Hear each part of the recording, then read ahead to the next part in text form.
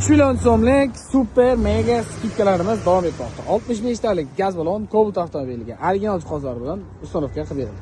Bitta zapravkada, xudo xolasa, trassada 700 km, shahar ichiga 550 600 km ni dirsit urib beradigan Cobalt avtomobilimiz tayyor bo'ldi.